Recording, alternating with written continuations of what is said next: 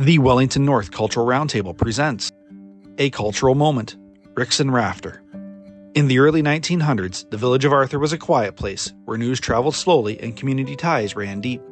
Into this world stepped Rixon Rafter, a young man with no sight but a clear vision. At just 23 years old, he took over the Arthur enterprise and began shaping not just headlines, but the very voice of the town.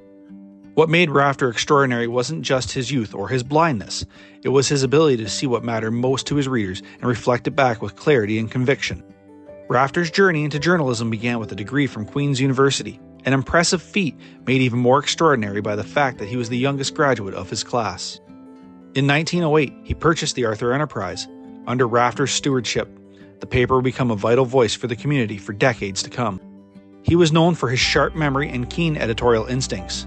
He often attended council meetings and community events without taking notes, relying solely on his mental acuity to recall details and craft compelling stories. He wrote editorials, gathered news, and secured advertising, all while managing the paper's operations with the help of a printer for the mechanical work. His work was not only prolific but deeply respected.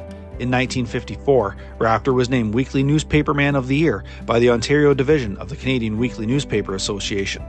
In his acceptance speech, he humbly stated, "I will accept it, not because it might show any accomplishment on my part, but only in hope that it might reveal to sightless people an avenue of opportunity open to them." Rafter retired in 1953, selling the paper to Clive Williams Sr., but his influence endured. Rafter passed away in 1963 and is buried at Greenfield Cemetery. In 2020, he was inducted into the Ontario Community Newspaper Association's Hall of Fame. In remembering Rafter, we don't just honor a newspaper man, we celebrate a storyteller who never needed sight to see the heart of Arthur.